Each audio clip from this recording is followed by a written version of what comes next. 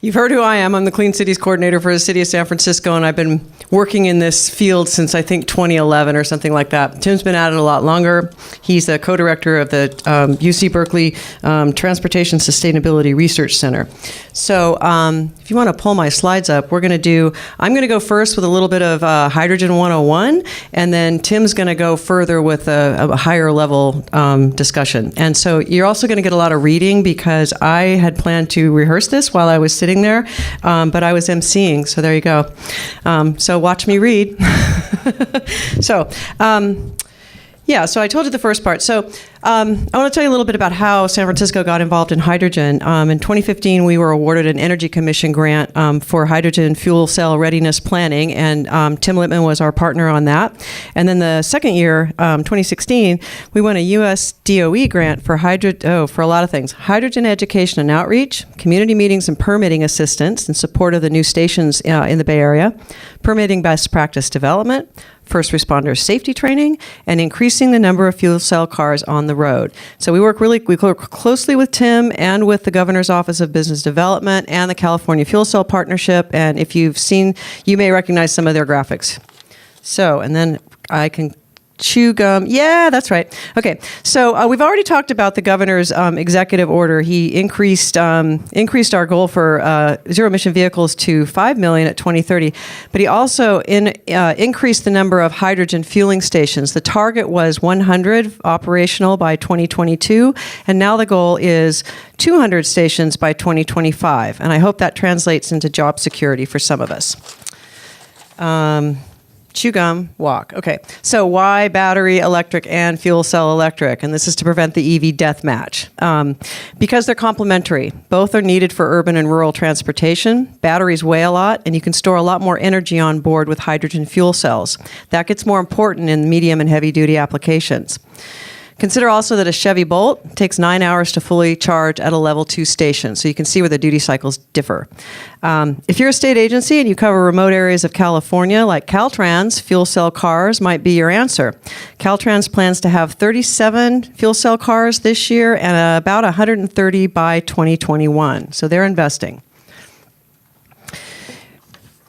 So by 2021, also, at least 11 automakers will have fuel cell cars on the market, including Toyota, Honda, Hyundai, BMW, Mercedes-Benz, Lexus, Kia, and some others that Tim can probably tell you about. And here's an example of where they'll fuel.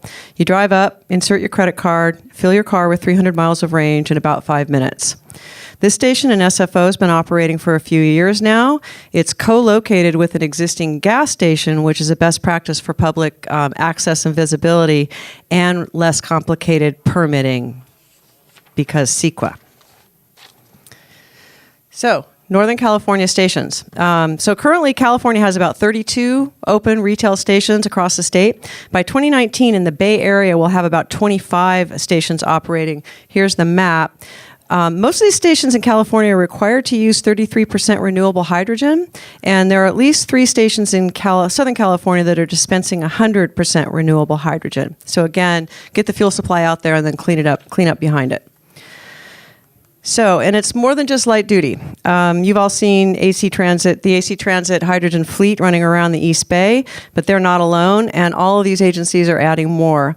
And there are fuel cell bus projects and pilots across Europe and Asia. I tried to count them, but I couldn't. There are a lot. And it's more than just cars and buses. So I like these shiny pictures here. So going clockwise, there's a fuel cell truck prototype developed for the U.S. Army. The mobile light tower that's not stinky and noisy, fuel cell forklifts, the SF Breeze fuel cell ferry prototype, and a Class 8 truck that I think Tim's going to talk a little more about. And here's a fun fact. Amazon and Walmart have each invested $600 million in fuel cell forklifts because they have a smaller infrastructure footprint and they outperform battery forklifts. So hydrogen's here.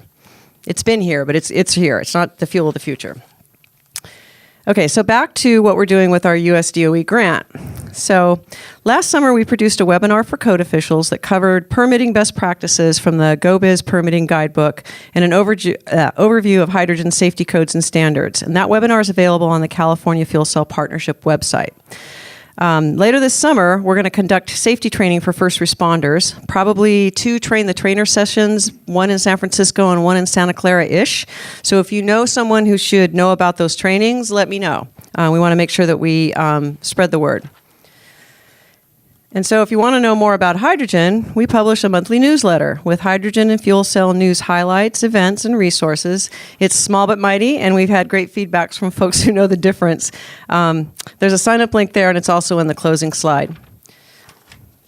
Okay, last one. So how do we increase the number of fuel cell cars on the road? We do it through SunShares. SunShares is a group procurement program that collaborates with affinity groups like large employers, local governments, community organizations to use existing communication channels to get to their market, therefore, to reduce soft costs and the complexity of adopting sustainable technology. The program began in support of residential solar, and then added electric vehicles a few years back, I think in 2015. So here's how it works. The program issues RFPs for solar and electric cars, which we're getting ready to do now. Those are vetted by a committee, and then they're made available to the public in sort of a menu. And the program's open for about 90 days in the fall. And during that time, we do 25 or 30 workshops around the 9-county Bay Area. The solar discount is usually about 15 to 20% below market rate, and the battery and fuel cell car discounts have been different each year depending on dealership participation. Last year we had 10 go through the program. We usually have about 25, but last year was down because of the EV model changeover with the Leaf. That was a problem, and the loss of the fuel cell car tax credit really took a hit. So this year's program opens in August, September, and you can sign up now at bayareasunshares.org so that you can be on the information list for more information. So, and that's all I have. So feel free to contact me. If you have questions about hydrogen, the Department of Energy is basically funding me to help you. So if you've got questions, you want information, you need to be connected to somebody, give me a ring. Well, there was where to find me. I think I just stepped on a cord. So, no contact info, but hit me up and I'm happy to connect you and get you going. And there we go. You're next. Great. Thanks, Suzanne. Let's give Suzanne a little round of applause for that intro. Suzanne's been doing really great work. As you can tell with the Department of the Environment, I've been really enjoying working with them over the last few years. It's been a lot of fun.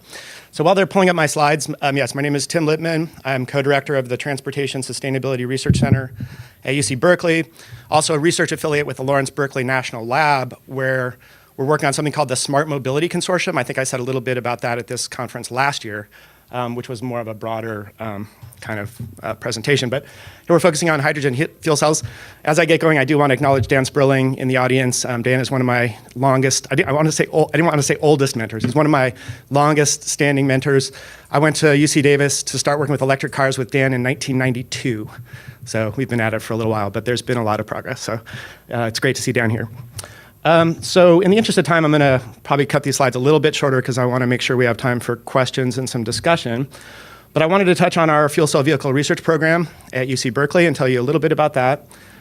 Suzanne touched on the station status, so I can probably move pretty quickly through that. I'll say a little bit more about that, and then a little bit more about the vehicles.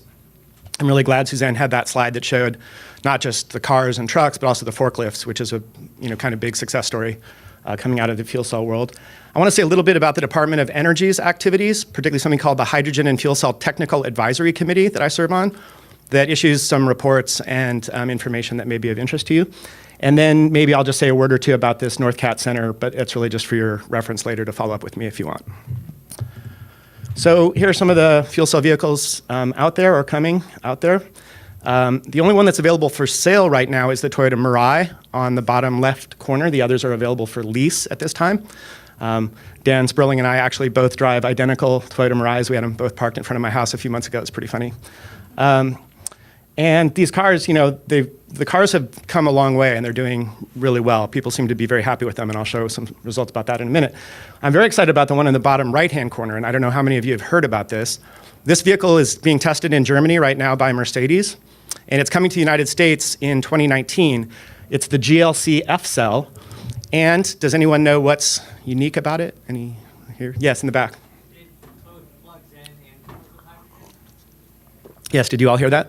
So it plugs in with electricity and it fills with hydrogen. So this is going to be the world's first commercial plug-in hybrid fuel cell car, which is something we've been talking about for a long time, and I've worked with Toyota for many years. And anytime we'd mention it, they'd get kind of quiet, as if it's like they're working on it, but they can't really tell us very much. So we would expect other automakers to follow with this.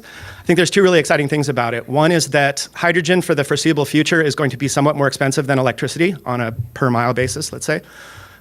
So you can drive around mostly on electricity in this car at lower cost, because electricity is typically quite a bit cheaper than gasoline, depending on where you're fueling or where you're charging. But then you have the hydrogen for the longer trips. So it gets over some of the range anxiety, even with some of these somewhat longer range EVs. And also being dual fuel, someone mentioned in an earlier panel that in an emergency where there's a blackout, the electricity grid could go down and we won't be able to charge our electric cars. But if you had some hydrogen in the tank, you could still be driving around in those types of situations. So that dual fuel capability, I think, is interesting. The other thing it does is it takes pressure off the hydrogen fueling infrastructure. Because if people are mostly plugging in and driving around on electricity, they're not going to need to come into the stations as often, and fewer stations can serve more cars. So pretty exciting. This is our office in Richmond. We have facilities in Berkeley on campus, but then we also have a facility out at the Richmond Field Station. Our center, we're talking about cars here, but we do a lot of the kind of three revolution stuff that Dan talked about earlier with innovative mobility. In fact, our other co-director of our center, Susan Shaheen, was one of the contributors to Dan's book. So I just want to make it clear we do a lot of other things than just car research. Here are some of the stations. You've seen a few of these. The one, where's those little zapper? I'll just talk. I'll figure this out in a minute. The station to the lower left, in the lower left corner is the station we built in Richmond in 2011. And we've been operating it continuously ever since. We really were only going to operate it for about 5 years, but because the other stations have been kind of slow to come, we've kept it going. The top right corner is the AC Transit station in Emeryville, where they fill buses, and they have 13 buses and 12 more on the way. And then the bottom right corner is a West Sacramento station. That's probably the one that Dan uses the most. So here's our facility. It was actually the first high-pressure 700-bar hydrogen fueling station to become operational in Northern California, starting in 2011. We've now dispensed quite a lot more than that, probably 3,000 or 4,000 kilograms of hydrogen over that time. And then what we've been doing is working with automakers to not just test the technical performance of the vehicles, but also the consumer response to them. Because you can have a great car, but if people don't like it, if they're afraid of it, or there's things they don't like about it, they're not going to use it or buy it.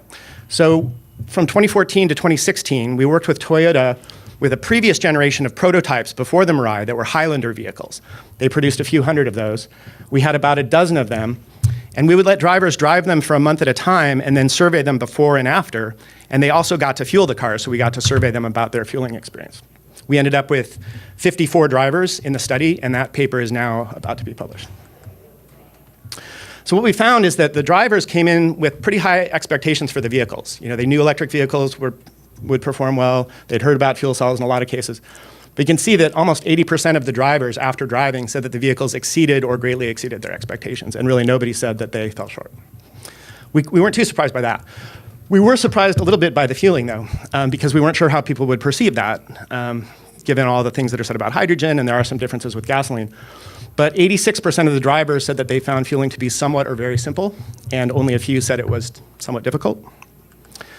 And then when we asked about the safety, which I think is a really key aspect, the majority of people said it was about as safe as gasoline, and then more people said it seemed safer than less safe. So this kind of surprised us. Having said that, these were sort of self-selected people in the study. This wasn't like some cross-section of America. So, this is not necessarily statistically significant or fully generalizable, so keep that in mind. You've seen what the station looks like. That's my car. And then this is a little bit on the network. You can see the total sales, and the last bar is for 2018, so that's just for the first couple months. This was as of February 2018, the top right corner there. There's about 3,500 fuel cell cars in California right now, and very few in other parts of the United States, but quite a few in Europe and starting in Japan and Korea and starting in other parts of the world. As Suzanne mentioned, there are about 30 commercial retail stations right now, but with many more being built, and you can see on that bar chart on the left kind of how they're moving through the various permitting and commissioning stages. I will say it's challenging to site hydrogen stations. And I asked a kind of unfair question earlier of the EVgo guy about the downtime of their charging network. There are definitely issues with hydrogen station reliability as well, where it's new technology. I checked, and several of the hydrogen stations are down as of today. I don't know if that's weather related or what's going on. So keep that in mind. Suzanne pretty much showed this, but this is the growing network. And then what you can do if you go to this station map site, you can click on any of those stations and you can get status of the station, who to call if you want to, if there's a problem or you want to find out what's going on. The green dots are currently operational stations. The orange ones are ones that are tied to a transit agency, like in Emeryville, and then the yellow ones are under construction. A little bit about DOE activities. The Department of Energy has really been putting a lot of effort into this over the last, say, 10 to 20 years through what's called the Fuel Cell Technologies Office, which is one of the offices of the Energy Efficiency and Renewable Energy section. And they've reduced, through a lot of good engineering, largely through focusing on the catalyst layers, where there's a precious metal component. They have reduced the platinum catalyst since 2008 by about 5x. And what that means is that currently in low volume production, which is where we are for fuel cell cars, the stack cost is estimated at $280 a kilowatt. That's about 10 times the cost of a car engine. But in high volume, they're estimating about $55 per kilowatt with a goal of about 40 by 2020, and they appear to be, at least getting close to that goal. So that's kind of exciting on the cost front. These are some of the reports that our committee puts out. The one on the right is our annual report. So that's the 2016 annual report that was released a few months ago. We're now working on the 2017 annual report. And these are kind of short summary reports that give you a quick sense of the progress in the industry in terms of global sales, new product offerings, R&D challenges, and so forth. So I'd encourage you to look at those. You can download them from that website. And then we also put out a safety and event response report that I think is really important for anyone contemplating stations or who has jurisdiction over safety of stations. And that's a link down below there. You can't really see it, but if you go to the webpage, that was led by someone named Catherine Dunwoody at the Air Resources Board, who did a really great job of heading that up, and I helped out a little bit on that one. So just a bit about buses. This is the AC Transit bus program. They've been operating buses since 2005 using several different stations. Right now there's the Emeryville station and also a new station in Oakland. So they have 2 locations to fill the buses. I think what's really noteworthy about this is that I just had to update the slide this morning. The lead bus has over 27,000 hours of operation on a single fuel cell stack. A car only needs to operate for 4,000 or 5,000 hours during its life. But buses operate obviously a lot more. And there was a big question as to how long the fuel cells would last in this kind of application. And they seem to be holding up really well, better than a lot of people expected. Long-haul trucks is kind of a new development in 2015, 2016. 2 companies are really talking mostly about this. Toyota unveiled their Class 8 truck about this time last year in Long Beach, and they're testing it down there at the Port of Long Beach. They're actually building a 100% renewable biogas-powered fueling station to support the truck demo. Maybe something we could talk about in Q&A if you're curious. And it can go 200 miles on about 40 kilograms of hydrogen. So it's not designed for really long-haul trucking. It's more of a drayage truck operation, which they do a lot of around the ports. Not all Class 8 trucks go 400 or 500 miles a day. A lot of them do 100 miles, 200 miles a day. So that's kind of what the target is. But then Nikola One is a company that is targeting long-haul. I'm a little skeptical about some of their claims. They're saying that they will lease these trucks for $5,000 to $7,000 a month with 1 million miles of free hydrogen. That sounds good. And a range of up to 1,200 miles, and that's the part I'm a little skeptical about how they're going to pull that off. But with an expected fuel economy of about 15 miles per gallon, which is good for a truck. So we'll see how that all plays out. And then this is more just about kind of what it looks like to put a fuel cell into a short haul truck. And we're actually interested in doing more of this kind of work at the Port of Oakland, which is a very polluted port, as many of you know, and we have some ideas for that. So just last thing is this NorthCap project. This is a California Energy Commission Center for Alternative Fuels, and it's really an education and training center more than the kind of research that we often do. And I just want to put this up there. If you guys are interested, feel free to get in touch with me. We have a mission statement, and we have a team of advisors, including Suzanne and Richard Battersby, who've been really great to help advise us. A team of expert groups working to lighten the load on our planet by accelerating the adoption of clean vehicles and advanced fuels. We have a bunch of partners. You can kind of see across the top, it's Berkeley working with Humboldt State, the Berkeley Lab, CalCharge, Prospect Silicon Valley and the Bay Area Climate Collaborative, as well as the Air District.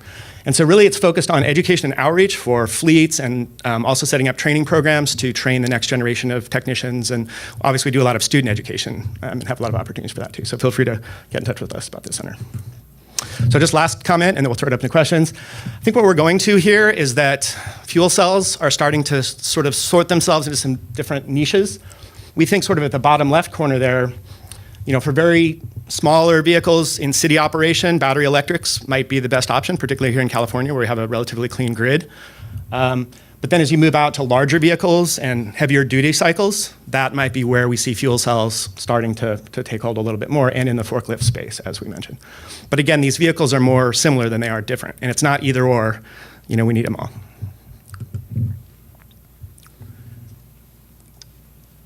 Last comment, just to maybe pick up on something John said on the emissions front, is that with these electric vehicles, all the emissions are upstream related to making the fuel. Nothing comes out of the tailpipe, right? In the case of a battery car, there is no tailpipe. But it does matter how you make the fuel. So the emissions are entirely dependent on how that electricity is made, how the hydrogen's made. So compared to a gasoline vehicle, a fuel cell vehicle, the next bar over, running on hydrogen made from methane and steam. It's called steam methane reforming.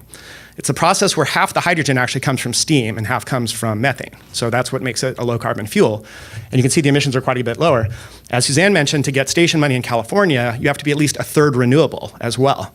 So that would chop about a third out of the orange part of that bar and bring the emissions down even lower, closer to what you see for a battery electric vehicle running on natural gas produced electricity.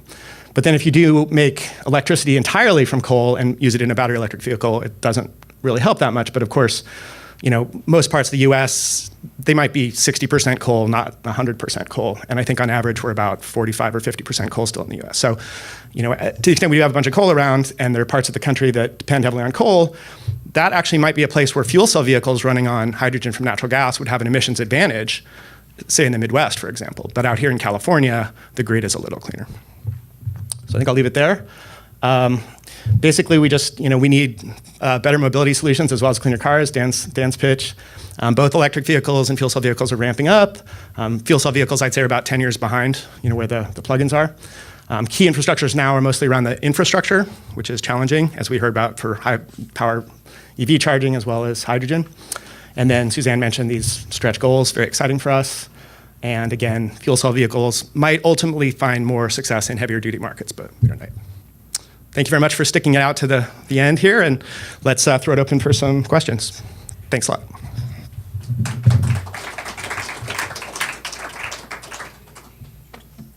Questions? Come on, it's hard to got questions.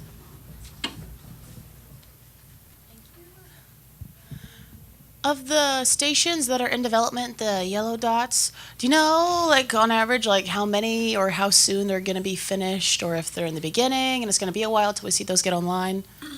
Yeah, that's a really good question. And there was one slide, I assume these slides will be distributed. That one bar chart that I showed you had a little bit of a sense of which ones were kind of in permitting versus, still being designed. So it's really kind of all the above. There's some that are very close. I think there's some that are going to come online. It seems like we get a station coming online every few months.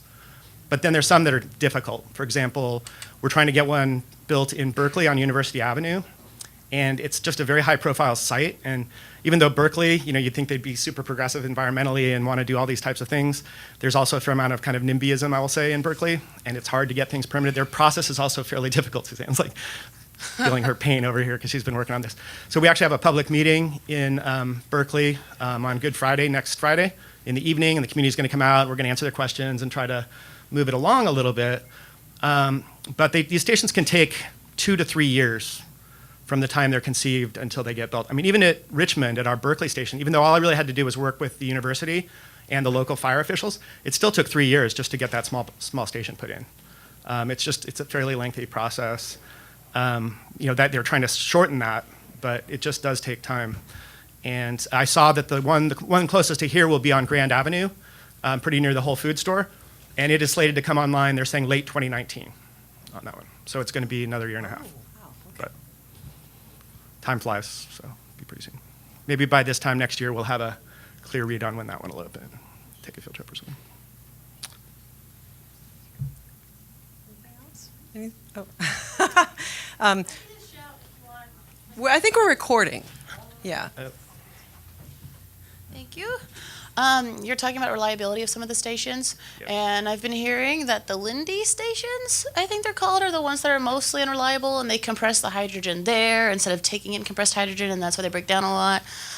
Do you know if there's going to be any kind of transition in how they manage themselves? Because if those are unreliable, the one in San Ramon's the only one out there, so then if people can't use it, like, people are going to stop getting those cars. Yep.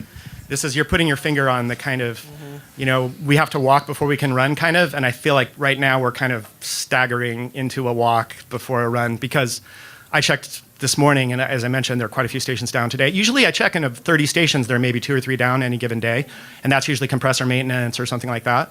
So I don't know quite what's going on today. It must be the astrological alignment or something, but you put your finger on it, and I hate to kind of badmouth particular providers, but I will say Lindy does seem to one that is being the most challenged right now with uptime.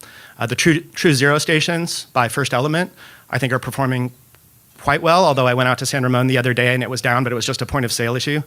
So, there's just all these little things. And then in between are companies like Air Products and Air Liquide and probably thinking of, the big new development is Shell, the oil company, is now getting into the hydrogen station game.